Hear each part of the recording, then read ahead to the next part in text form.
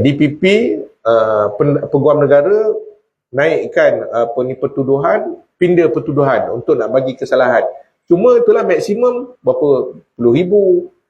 Ada penjara, itu je lah. Nak sabit 302 susah. Sebab kalaulah didakwa bawah Seksyen 302 kerana membunuh, niat tu. Peguam jenayah seronok. Peguam yang kendalikan kes jenayah ni, kalau kita dituduh, seseorang itu dituduh di bawah Seksyen 302, dalam keadaan dia mabuk, dia pengaruh dadah, boleh lepas. Yang itu kita akan tengoklah. Kalaulah, sebab itu saya kata fakta dan juga kesalahan itu akan tengok fakta. Kalau macam tadi itu dia belum buat. Ini yang kes yang dekat Dungun lah. Orang Dungun dekat mana? Simpang Renggau. Kan? So, kita tengoklah kepada siasatan. Kalaulah betul mereka ni berlumba, maka ada niat lah. Tapi susah juga untuk sabit 302. Niat membunuh. Sebab mereka berlumba. Membawa kenderaan dengan reckless ataupun dengan keadaan apa kita kata, dengan reckless ni apa, cuai, dengan cuai, jelah ada.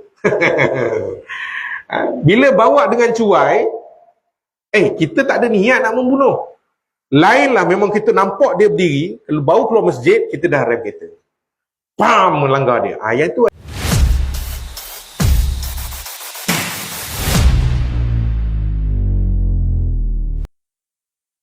Bismillahirrahmanirrahim. Bismillahirrahmanirrahim. Bismillahirrahmanirrahim. Bismillahirrahmanirrahim.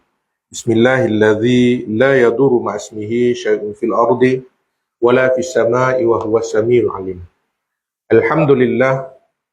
Alhamdulillahilladzi arsala rasulahu bil huda wa dinil haqq liyuzhirahu 'ala ad-dini kullih walau karihal musyrikun walau karihal muslimun.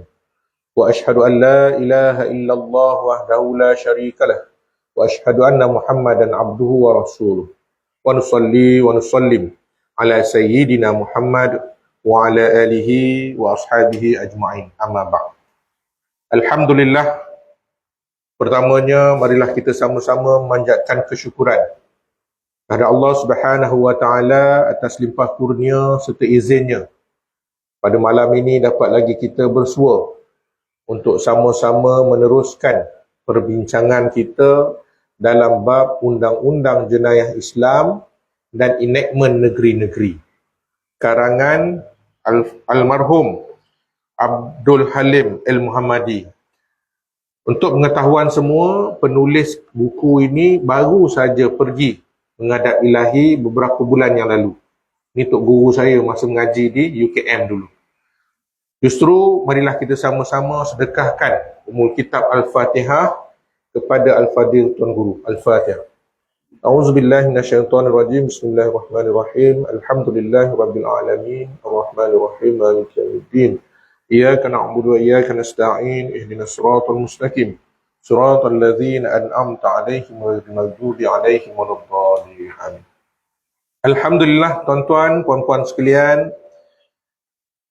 Kalau sebelum ini kita bincang bab jenis-jenis maksiat yang boleh dikategorikan sebagai kesalahan-kesalahan jenayah. Dan ada juga yang disebut sebagai maksiat yang tak boleh dikenakan sebagai kesalahan jenayah tapi dikenakan hukuman takzir. Hari itu kita berhenti pada bab ataupun perbincangan kesalahan berjudi. InsyaAllah malam ini kita ada beberapa lagi kesalahan yang boleh dikategorikan atau dimasukkan sebagai kesalahan-kesalahan takzir. Sebelum kita pergi kepada rukun-rukun yang membawa kepada jenayah. Yang seterusnya, masuk rumah bukan miliknya. Kesalahan jenayah yang dikenakan dengan hukum takzir. Firman Allah Subhanahu wa taala, a'udzubillahi minasyaitonirrajim. Ya ayyuhallazina amanu la tadkhulu buyutan ghaira buyutikum hatta tasta'nisu wa tusallimu alayya. wa tusallimu ala ahliha. Dzalikum khairul lakum la'allakum tadhakkarun. Fa in lam tajidu fiha ahada fala tadkhuluha hatta yu'zana lahum. Yu'zana lakum. Surah An-Nur ayat yang ke-27 hingga 28. Wahai orang yang beriman, janganlah kamu masuk rumah bukan milik kamu sehingga kamu minta izin dan memberi salam kepada penghuninya. Inilah lebih baik bagi kamu, dan mudah-mudahan kamu ingat, jika kamu tidak dapati orang di dalamnya, maka janganlah kamu masuk melainkan jika diizinkan kepada kamu. Ini dalil Al-Quran. Sebut dah, ajar kita macam mana kita bila kita pergi ke rumah yang bukan milik kita, hatta rumah mak bapak kita. Kita dah berkahwin, dah berkeluarga, balik raya, rumah tu rumah mak ayah kita boleh tak memandai-mandai? Masuk ikut pintu belakang ke? Masuk ikut pintu depan ke? Kita ada kunci spare, boleh masuk terus ke? Tak boleh, sebab rumah itu ada pemiliknya. Walaupun kita bakal menjadi pemilik bila mak bapak kita mati, jadi harta pusaka kan? Tak boleh juga. Kalau rumah jiran-jiran, rumah anak-beranak kita, adik-beradik, tak boleh juga. Ini main masuk saja. Sebab itu Nabi ajar kalau kita belajar bab adab, kan? Macam mana Nabi ajar kalau nak masuk rumah? Kita bagi salam, adakah kita boleh congok depan pintu? Assalamualaikum! Assalamualaikum! Pak, kita buka pintu. Boleh? Mana boleh? Nabi ajar macam mana? Kita bagi salam, kita mengiring, jangan pandang pintu tu. Kita bagi salam, contoh macam pintu ni kan, kita berada di mana? Berada di sini, berada di daun pintu tu, belakang, sebelah dia. Supaya apa? Supaya bila tuan rumah buka pintu, nampak tak dalam? Tak nampak. Siapa yang dalam rumah dia pakai proper? Buang kat tangan. Musim-musim panas ni, kita pakai boxer je kadang-kadang. Pakai kain kilas sampai ke lutut. Baju tak pakai. Itu kita, orang rumah kita. Pakai tudung ke? Tak, pakai baju binatang. Kelawar, baju kelawar. Dekat Pasar Payang kan banyak baju kelawar kan. Orang kalau mari Terengganu ni, yang perempuan paling tidak beli baju kelawar. Kan, murah. Tak apalah. Tapi kadang-kadang biasanya kita ni jarang bersiap di dalam rumah kita. Sekarang je orang buat rumah ada, contoh, buka-buka pintu dia akan ada macam dinding. Di belakang dinding tu lah baru rumah keluarga ataupun kita nampaklah segala mak nenek. Masuk-masuk dia akan ada satu dinding, dia letak khat besar-besar. Assalamualaikum ke, surah Al-Kahfi ke, ayat kursi ke apa. Banyak sekarang. Supaya apa? Supaya pandangan orang tidak terus sampai ke dapur.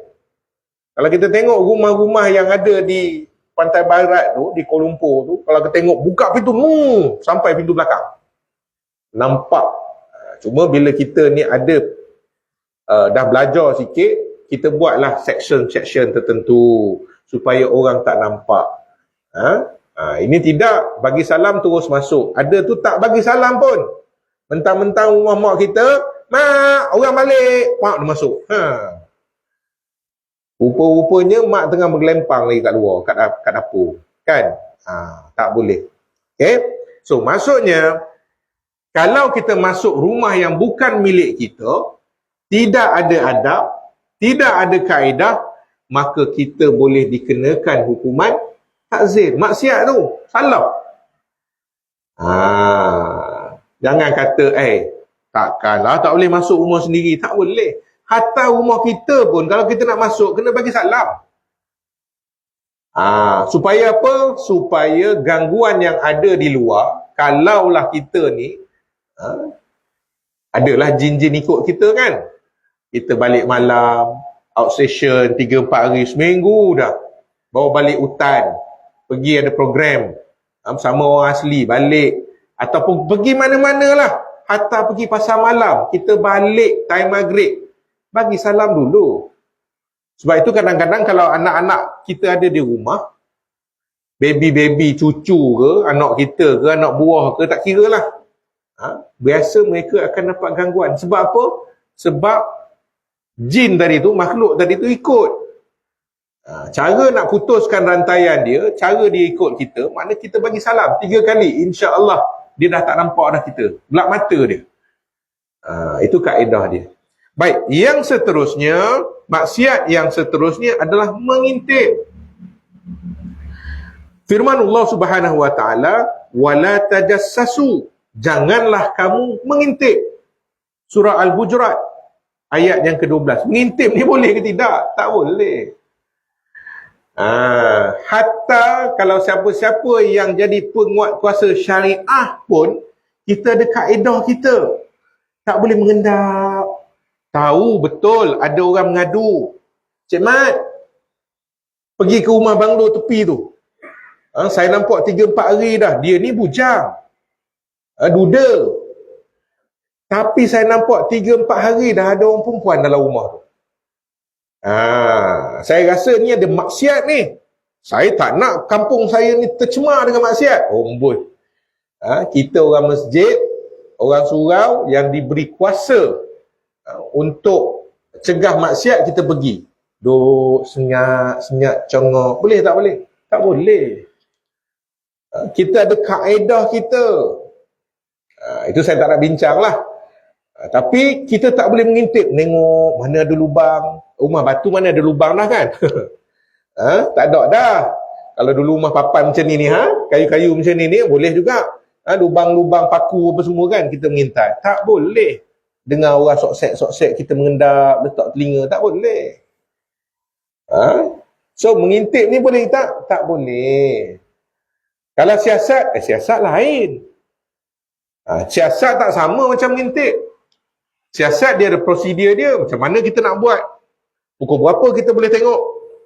Kita boleh ketuk pintu dia. Boleh tak geledah? Belum tentu.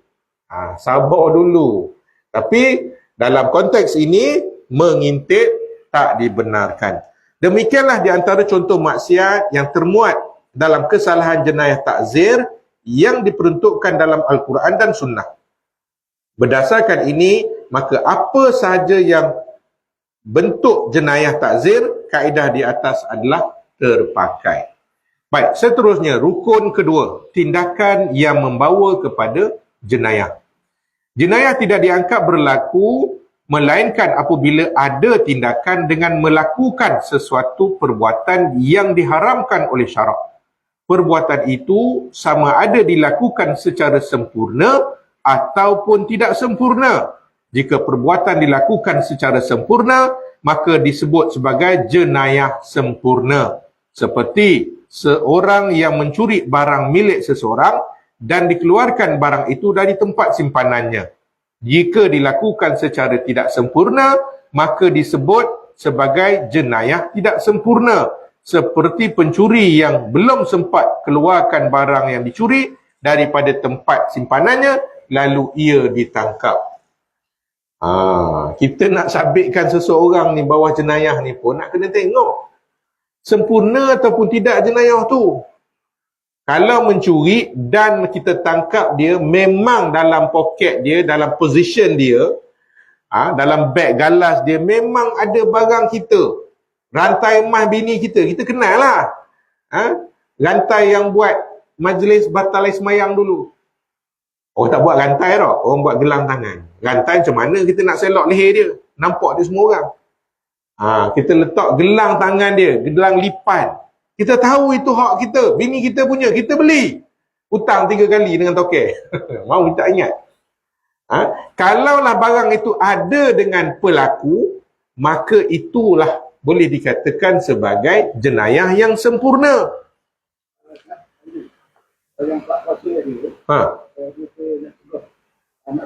Okey.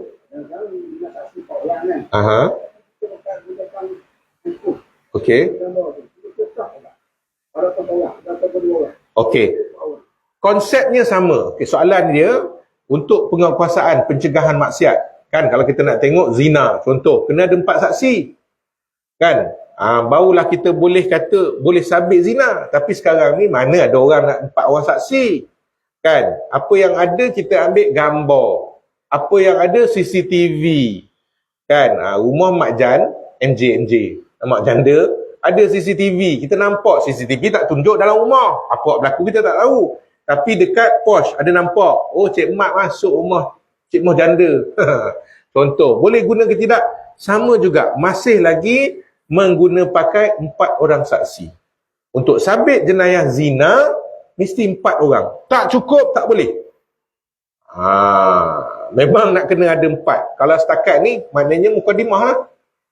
Kan? Kalau kita tengok ada beberapa hari lepas ke minggu lepas. Sepasang pasangan di Terengganu ditangkap cubaan melakukan mukadimah zina. Itu je lah boleh buat. Sebab kita tak nampak. Sebab nak sabit kesalahan zina, nanti kita akan bincang secara lanjut. Kalau orang dulu-dulu, tok guru lama, dia kata macam mana? Keris masuk ke sarungnya. Kita kena nampak keris masuk ke sarung. Masalahnya lubang kecil. Kita mengintai seorang. Tak lama tuan-tuan. 5 minit selesai. Biasanya orang tengok, Tok Imam tengok, dia tengok saja dah 3 minit. Tengok seorang lagi, habis 5 minit. 2 orang lagi tak dapat tengok. Boleh tak? Tak boleh. Dia nak kena ada. Cuma sekarang ni jarang sekali kita nampak orang berzina tengah-tengah padang, tengah-tengah hutan. Tak nampak. Semua dalam bilik. Dan teknologi sekarang ni, orang berzina semua dalam telefon. Kita tak tahu pun orang tu melacur. Anak-anak remaja kita sekarang ni, dia ada website dia, dark site. Saya tak nak sebut lah dark site apa. Link dia. Mereka mencari duit menggunakan itu. Mereka tak pergi lagi dah lorong-lorong, belakang-belakang kedai, duduk dekat hotel murah, tak tahu. Apa mereka buat? Masuk dalam website tu. Masuk dalam channel itu. So, laki-laki gatal, laki-laki miang ni subscribe je. Buat janji temu. Appointment, nak gimana. Tengok. Tak kira lah sekarang ni, anak dara orang ke, bini orang ke, sama juga. Sebab nak cari duit. Mahal tau dia dapat. Kadang-kadang ada tu, dia tak berzina pun. Dia jual gambar. Gambar-gambar dia lah. Tuan-tuan kena tengok semak balik. Yang isteri semak phone suami. Kod suami ni, dia download app tu. Yang kita, ibu bapa ni, tengok anak-anak punya telefon. Baik anak lelaki, baik anak perempuan. Ada tak aplikasi itu? Kalau ada, kemungkinan besar mereka terjerumus dalam maksiat itu. Okey?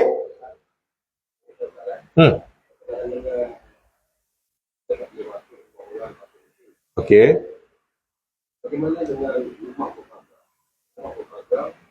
Dia boleh masuk dalam rumah dalam ataupun tak boleh masuk dalam daerah. Okey.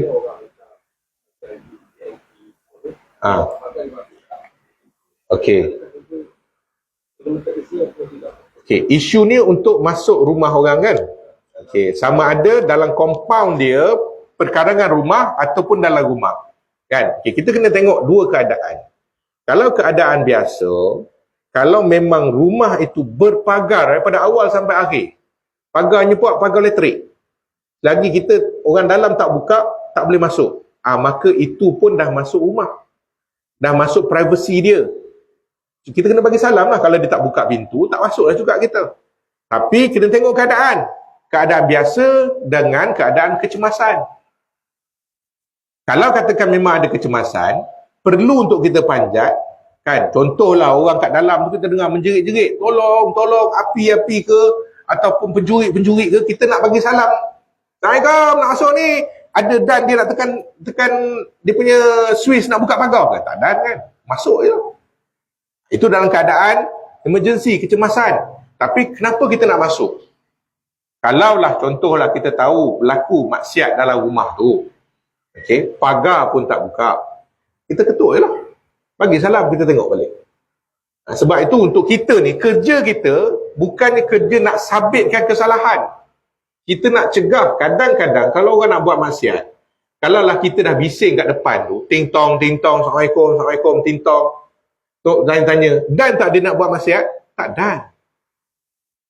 Capai tak matlamat kita? Capai. Sebab mereka tak dan nak buat maksiat, tak dan nak berzina pun. Kita dah kacau. Kerja kita bukan nak pastikan, oh aku nampak kau, oh kau tak pakai baju. Tak boleh, bukan itu kerja kita. Biar itu orang yang diberi kuasa. Kita sebagai orang kampung, orang masjid surau ni, hanya mencegah. Kita nampak ada pelik sikit kan, kita pergi, Assalamualaikum Cik Mat, apa khabar Cik Mat? Ada orang khabar ni, nampak macam ada orang kurang. Adik ke siapa? Dia pun anak saudara. Tak apalah kalau anak saudara, kita bukan apa, takutlah jadi apa-apa. Kita ni bukan muda lagi, contoh. Kan, sekurang-kurangnya Cik Mat buat tak salah. Nikah lah. Kalau betul lah ada orang perempuan kat rumah dia, kalau dia kata, oh itu bini saya, baru nikah, minta maaf lah, dah nak khabar. Sebab kami buat ringkas-ringkas. Okey, tak apalah. Kalau dia kata bini dia, adakah perlu kita untuk semak, minta surat nikah ke apa ke? Tak perlu. Biar je lah dulu. Biar kerja yang dibuat oleh orang yang sepatutnya. Sebab tuan-tuan, orang nikah sekarang ni dapat surat nikah lalu ke? Tak dapat. Jadi apa bukti dia? Gambar je lah. Gambar ni nikah, gambar bersanding. Itu je lah.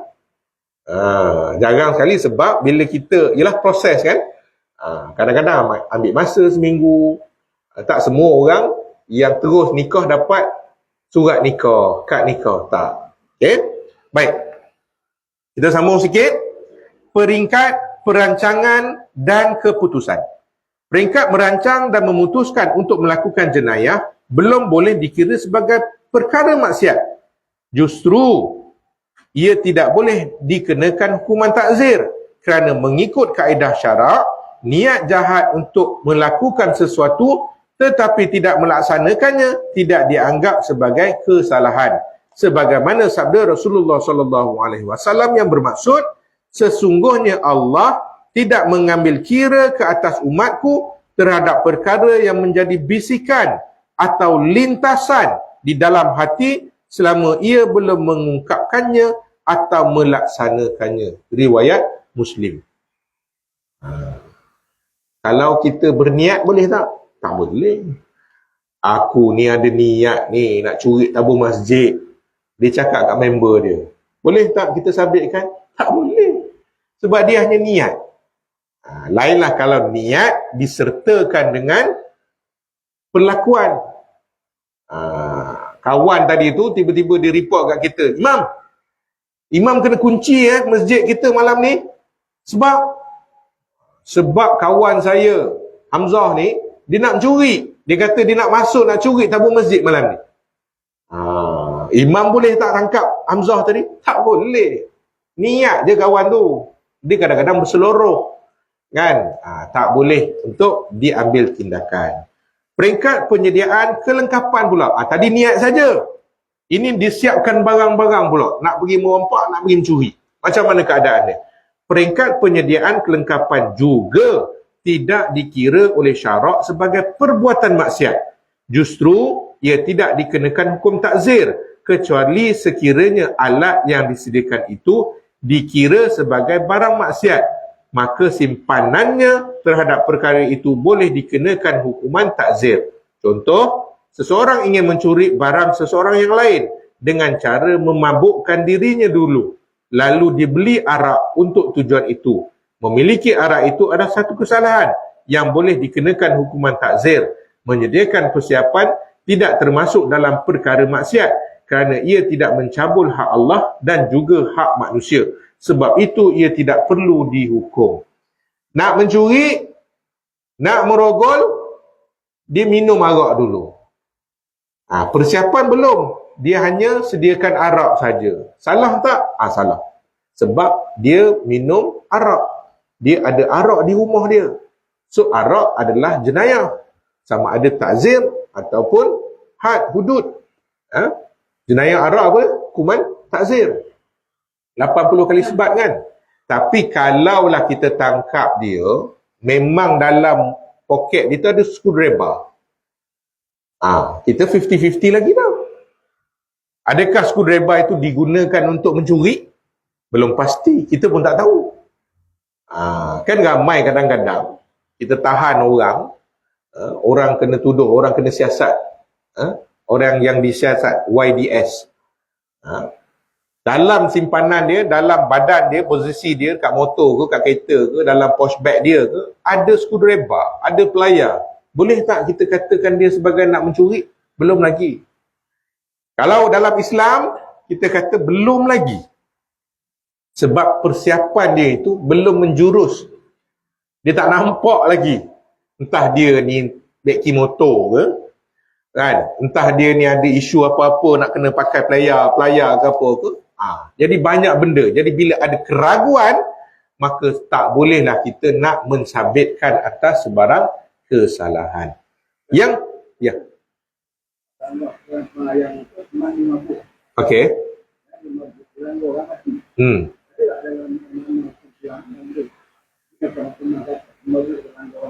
Okey, ini panah ni. Okey, dalam perundangan Islam, yang pertama dia ada kesalahan membunuh. Okey, yang kedua dia ada kesalahan minum arak atau memabukkan. Nak kena tengok. Okey, pertama, adakah dia boleh disabitkan sebagai kesalahan membunuh? Hukum qisas. Tak boleh. Okey, sebab apa? Sebab dia mabuk. Jadi macam mana mahkamah nak tentukan sama ada niat dia ni betul ke tidak untuk membunuh? Sebab, yelah, siapa yang ada niat nak membunuh? Kita memandu dan disebabkan pemanduan kita kemalangan. Bila kemalangan, kawan tu meninggal. Adakah kita boleh dikatakan sebagai berniat nak membunuh? Dalam civil pun ada isu juga. Sebab kita ni memandu, kita pun tak tahu siapa yang kita nak langgar. Kita pun tak tahu kereta tu yang masuk ke lorong kita. Atau disebabkan kita ni mabuk dalam pengaruh alkohol, dalam pengaruh dadah, maka terlibat kemalangan dan dia meninggal. Niat tu macam mana? Susah. Dalam civil pun susah nak sangkut kalau orang itu kemalangan, dituduh di bawah Seksyen 42 Akta Pengangkutan Jalan, Seksyen 41 Akta Pengangkutan Jalan yang melibatkan kematian. Kita tengok, kalau dia tu di bawah pengaruh alkohol, lepas dia. Lepas. Sebab itu kadang-kadang ada juga orang yang bila gitu, tiba-tiba dia kata dia mabuk. Sebab hukuman dia berbeza. Sebab niat tadi, niat membunuh. Kan ada satu kes kan, kat mana saya tak ingat tu. DPP, Peguam Negara naikkan pertuduhan, pindah pertuduhan untuk nak bagi kesalahan. Cuma itulah maksimum berapa puluh ribu. Ada penjara, itu je lah.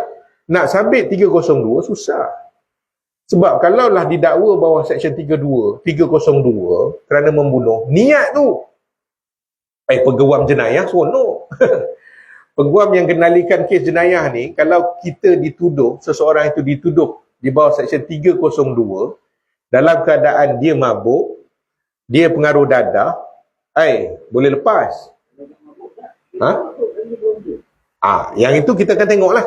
Kalaulah, sebab itu saya kata fakta dan juga kesalahan itu akan tengok fakta. Kalau macam tadi itu dia belum buat. Ini yang kes yang dekat Dungun lah. Orang Dungun dekat mana? Simpang Renggam. Kan? So, kita tengoklah kepada siasatan. Kalaulah betul mereka ni berlumba, maka ada niat lah. Tapi susah juga untuk sabit 302. Niat membunuh. Sebab mereka berlumba. Membawa kenderaan dengan reckless ataupun dengan keadaan apa kita kata? Dengan reckless ni apa? Cuai. Dengan cuai. Jelah ada tu. Bila bawa dengan cuai, kita tak ada niat nak membunuh. Lainlah memang kita nampak dia berdiri, kalau baru keluar masjid, kita dah rem kereta. Melanggar dia. Yang tu ada niat membunuh. Tapi ini kita, itu susah tu sebenarnya. So memang dia ada loophole lah kepada pihak pembelaan untuk lepaskan dia. Tapi sekurang-kurangnya pihak pemerintah dia kena buat sesuatu lah. Kerja peguam memanglah untuk selamatkan dia, lepaskan dia daripada sabitan jenayah itu. Kes 302 hukum gantung sampai mati. Tapi kalaulah pindaan terhadap pertuduhan dibuat dan mungkin pengakuan salah dibuat, diterima, mungkinlah hukumannya lebih rendah. Tak kenalah hukuman mati, kenalah bayar denda. Itu je tugas peguam. Kan? Okey? Kita tengok dekat peringkat pelaksanaan. Okey? Apabila jenayah itu dilakukan secara nyata yang membawa kepada pencerobohan terhadap hak Allah atau hak manusia, maka ia dianggap telah melakukan jenayah. Walaupun mungkin tindakannya itu tidak sempurna, tetapi pada syarak itu menghukum ia melakukan tindakan maksiat pada pandangan syarak. Misalnya, seseorang yang memecahkan pintu untuk mencuri sudah cukup untuk dikenakan hukuman takzir kerana cuba melakukan jenayah. Sekalipun jenayah sebenar yang ingin dilakukan belum dapat dilakukan sepenuhnya. Kalau jenayah itu dapat dilakukan sepenuhnya, maka hukuman had akan dikenakan. Orang pecah masuk rumah, dah berjaya pecah grill, bengkokkan grill, dah berjaya pecah pintu, tapi duit tak dapat lagi, tak ada masuk peti besi rumah orang tu, tak ada ambil lagi handphone. Tapi boleh tak dia dikenakan takzir? Boleh. Tapi kalau dalam keadaan yang dia dah ditangkap, memang ada gelang emas ini kita, ada handphone, ada jam Rolex kita, sudah. Adakah dia hanya dikenakan takzir? Tak. Dia boleh dikenakan hukum hudud, potong tangan lah. So, kalau siapa yang berniat nak buat jenayah, dia baru buat tapi tak sempurna. Untuk kesalahan zina, dia tak dan lagi nak buat intercourse, kalau istilah kita ni. Tapi dalam keadaan dua-dua dah tak berpakaian, dalam keadaan dah duduk dalam bilik, maka boleh dikenakan takzir. Itu yang kesalahan mukadimah tadi tu masuk. Dia tak boleh pergi kesalahan zina, sebab nak kena ada 4 orang saksi. So nak buat apa? Takzir je lah.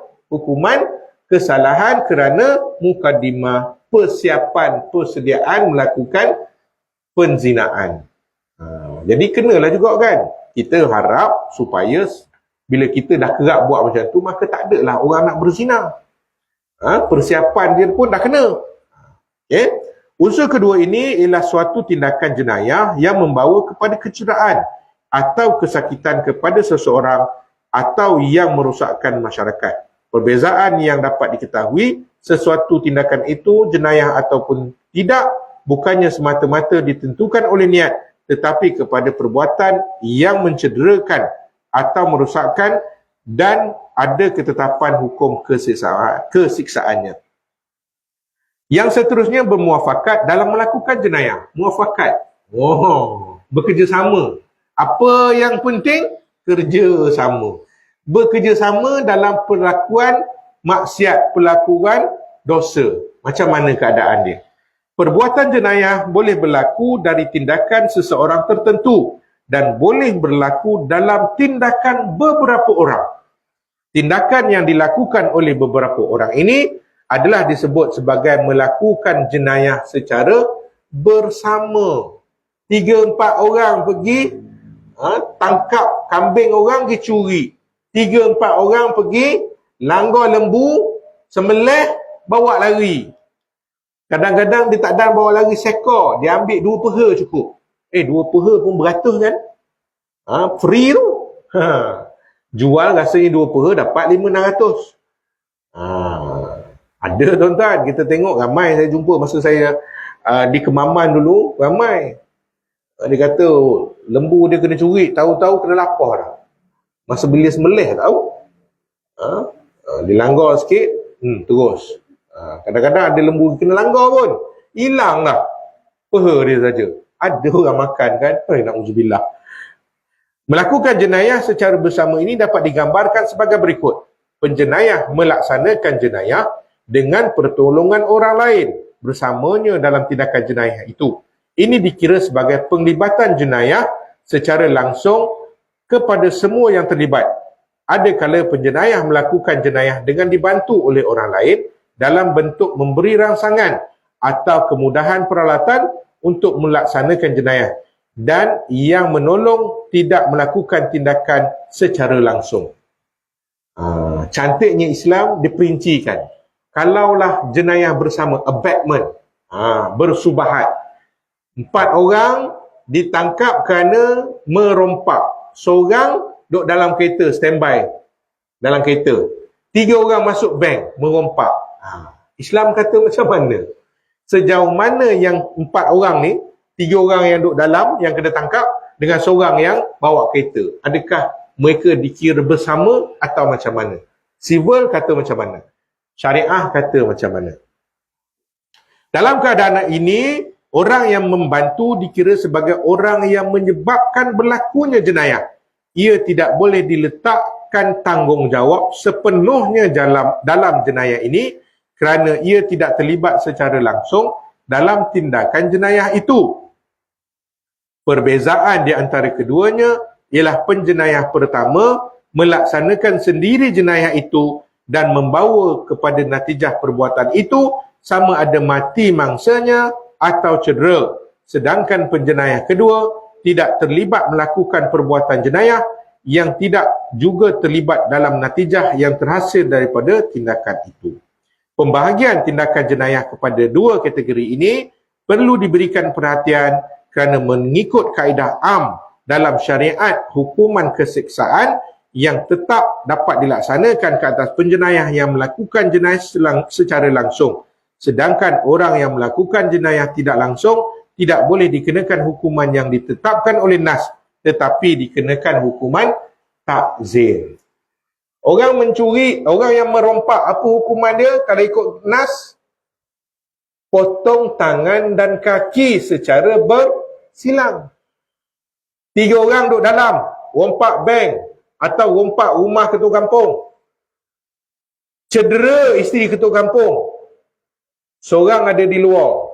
Maka kalau undang-undang syariah, yang kena potong kaki dan tangan bersilang siapa? Yang duduk dalam, 3 orang tu. Yang memandu, yang tunggu kat luar, jaga line, cover line, dia buat apa? Dia kena takzir. Hukuman takzir boleh tak sama? Boleh. Cuma kita tak boleh nak kata dia kena hukum hudud lah. Tapi hukumannya sama. Beza dengan undang-undang sivil, dia pukul rata sekali. Kalaulah polis tangkap sekatan jalan raya 4 orang anak muda dalam kereta, ini saya pesan ni pada orang muda-muda ni. Nak berkawan boleh, nak menumpang kereta boleh, nak menumpangkan orang boleh.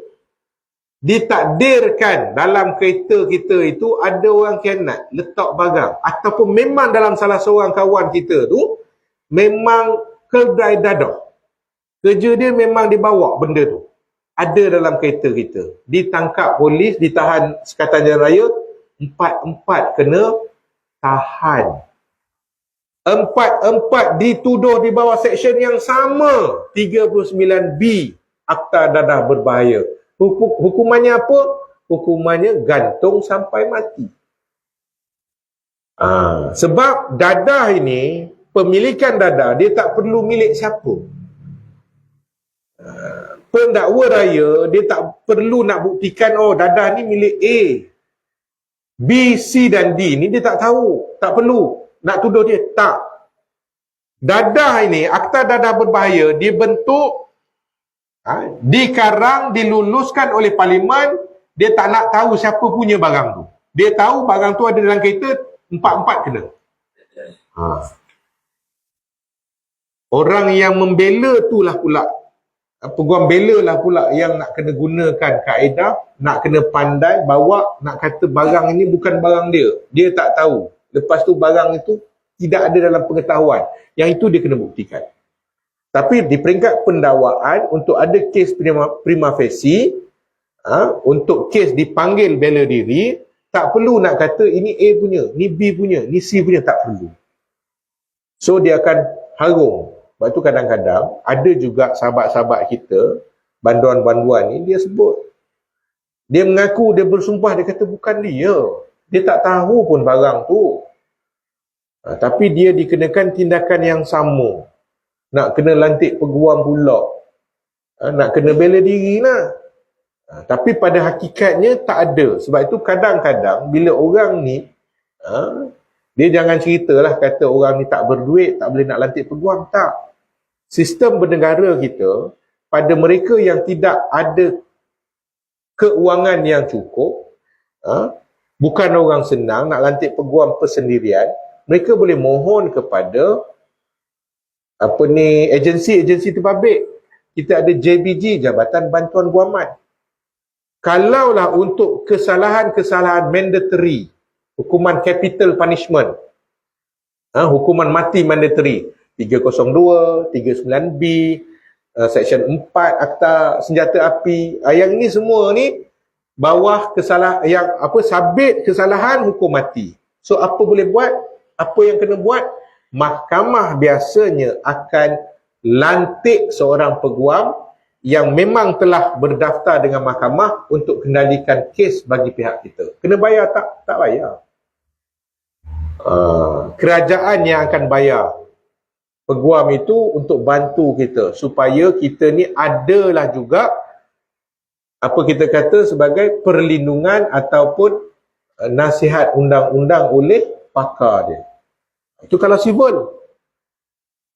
Kalau syariah, kita dah tengok tadi, yang merompak itu memang kena potong tangan. Tapi yang membantu, dia tak kenalah potong tangan. Dia sabit juga, tapi kena takzir. Takzir ni pula ada kaedah, ada peringkat yang sama dengan hukuman hudud tu, potong tangan juga. Dan ada kalanya lebih ringan. Sebab tu kadang-kadang orang salah anggap. Dia kata Islam ini, undang-undang Islam ini kejam. Tak, awak tak belajar. Cuba belajar, cuba baca buku, cuba mengaji, nadah kitab. Tengok macam mana Islam itu menjaga. Baik kita sebagai orang yang dituduh atau mangsa. Dua-dua kita ada. Cuma, mungkin macam tadilah. Yang bawa kereta, dia tak kena potong tangan, tak kena potong kaki. Tapi mungkin kena potong tangan, kaki tak kena. Mana tahu? Mungkin kena bayar denda, bayar diat. Iaitu kita kena tengoklah keadaan dia. Okey, sikit lagi Syarat-syarat umum jenayah berkumpulan. Tindakan jenayah berkumpulan ini memerlukan kepada dua syarat. Yang pertama, penjenayah lebih daripada seorang dalam melakukan jenayah. Itu yang pertama. Kena lebih seorang. Kalau tak lebih, dia seorang, dia kata dia dengan kadam dia, dengan jin, itu tak jadi berkumpulan lah. Dia mesti berkawan. Yang kedua, perbuatan yang dilakukan oleh penjenayah-penjenayah itu ialah jenayah yang telah ditetapkan hukuman keseksaannya oleh nas. Kalau tidak, tindakannya tidak dikira sebagai jenayah. Kesalahan-kesalahan jenayah lah yang ada nas Al-Quran dan Sunnah. Kan? Kesalahan zina, mencuri, membunuh, merompak. So kesalahan-kesalahan itu kalau dibuat secara berkumpulan barulah dikatakan sebagai jenayah berkumpulan. Kalau yang tak ada dalam nas disebut sebagai kesalahan-kesalahan yang dikenakan hukuman takzir. Dia panjang lagi sebenarnya ni. Sebelum kita masuk, masa pun ada sikit. Okey, kita berhenti setakat itu. Nanti kita sambung lagi untuk bulan depan. So mungkin ada soalan-soalan. Kalau saya boleh jawab, saya jawab. Kalau tak, saya tawakuf. Ada tak soalan-soalan yang hendak ditanya? Okey. Okey.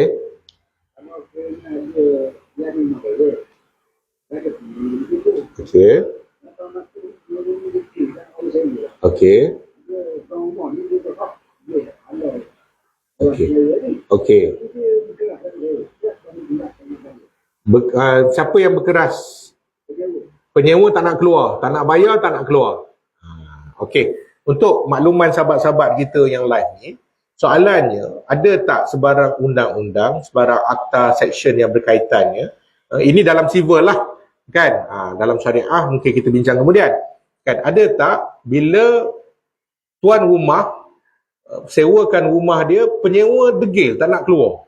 Tak bayar sewa, suruh keluar, tak nak keluar. Kan? Ada tak? Ada. Okay. Undang-undang ada melindungi hak tuan tanah ke daun, tuan tanah dan juga hak penyewa. Undang-undang dalam kanun tanah negara, dia mengiktiraf hak penyewa sebagai pemilik sementara.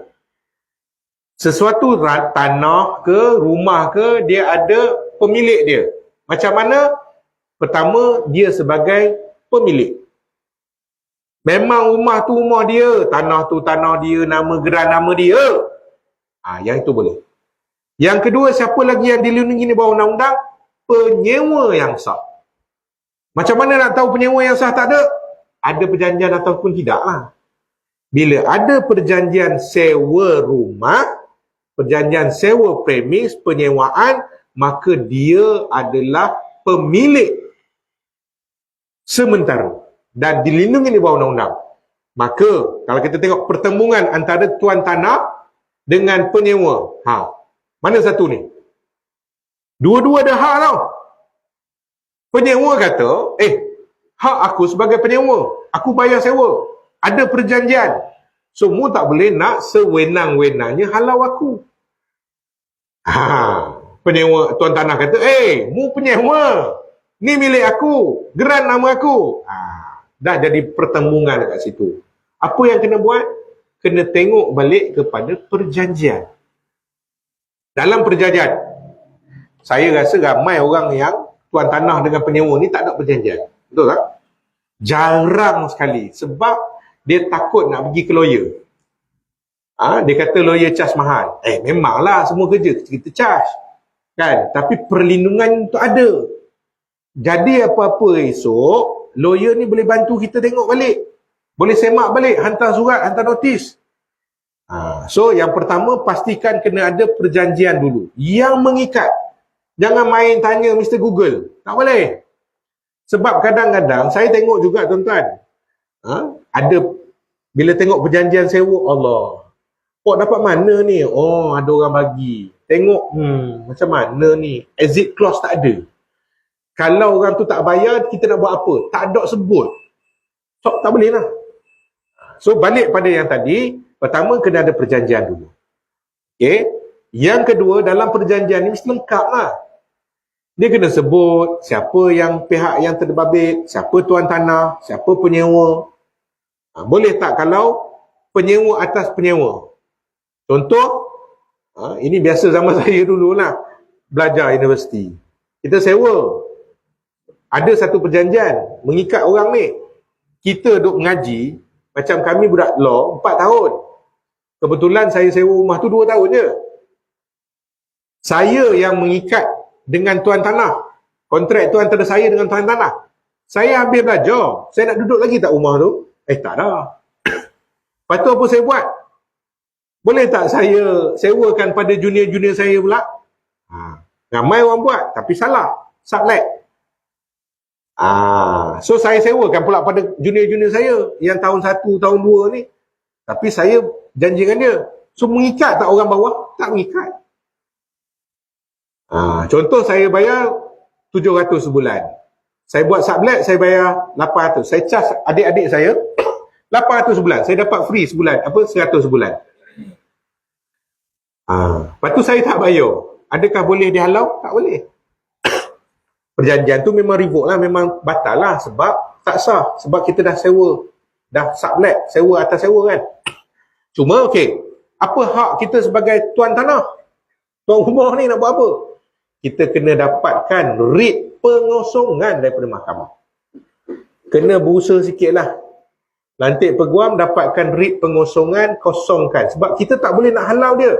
Salah tuan-tuan tutup api, pecat cabut meter, tutup suis, fuse apa semua. Salah.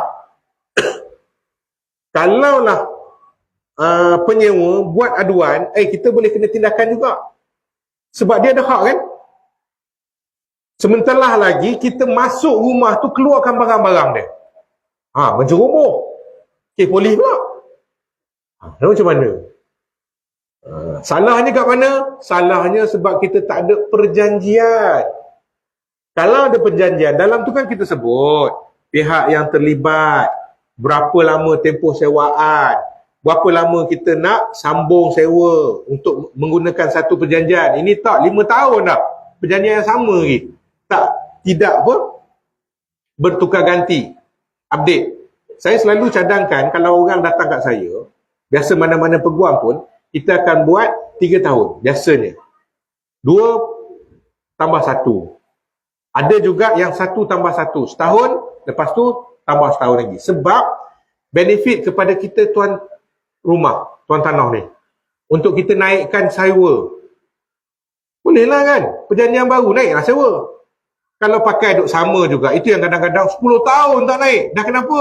Dah perjanjian masih sama pula. Lepas tu kita kata, buatlah 2 tahun tambah 1, 3 tahun. Lepas 3 tahun, revise lah. Naik RM50, naik RM100. Tidaklah kita 10 tahun dah, sewa rumah masih 300. Orang sekarang ni sewa rumah 1,200 dah. Kita 300 lagi. So, kadar sewa. Lepas tu macam mana kemungkinan daripada penyewa? Dia tak bayar 2 bulan berturut-turut. Boleh tak kita buat halau dia? Bolehlah. Tapi dengan perintah mahkamah. Kita tak boleh pakai 3 line, 4 line suruh dia keluar. Kunci pintu, tukar mangga, tak boleh. Dah jadi kes polis pula. Sebab itu apa-apa pun mulakan dengan perjanjian. Supaya pihak jelas. Kalau dia pun tahu, dia tak bayar 2 bulan, dia boleh dihalau keluar. Dia kena keluar. Dia kena keluar. Kita kadang-kadang itu sebab kadang-kadang ada setengah tu ambil deposit 2 bulan. Lepas tu bulan akhir, dia bagi notis 2 bulan, dia kata sekarang ni bulan 6. 6, 7, 8. Okay. 1 bulan 8 dia nak keluar daripada rumah tu. Lepas tu dia kata untuk bulan 6 dan bulan 7, tolak daripada deposit. Jangan. Kalau dia keluar rumah, dia rosakkan rumah tu, mana ganti rugi kita?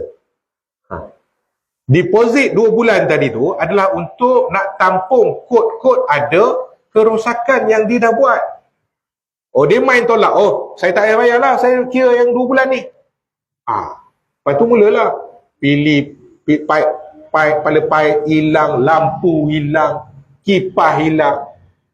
Deposit 2 bulan, sewa sebulan 1,000, 2 bulan 2,000. Kerugian kita sampai 20,000.